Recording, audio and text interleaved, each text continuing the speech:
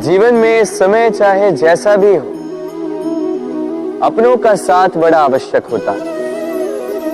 सुख हो तो बढ़ जाता है, दुख हो तो बढ़ जाता है। अपनों के साथ समय कब बीत जाता है पता भी नहीं चलता, है ना?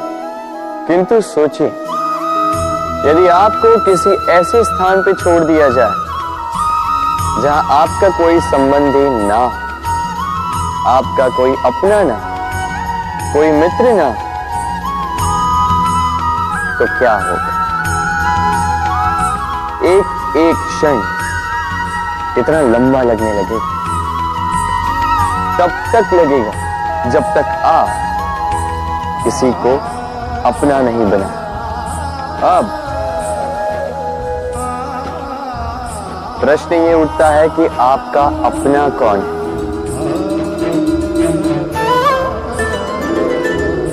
वो संबंधी जिनके साथ आप रक्त से जुड़े हैं,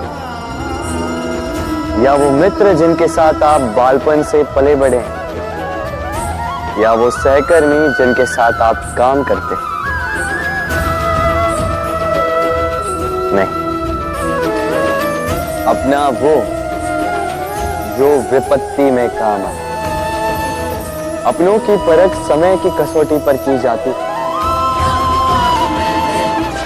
स्मरण रखिएगा, अपनों के साथ समय का पता नहीं चलता, किंतु समय के साथ अपनों का पता अवश्य चलता है।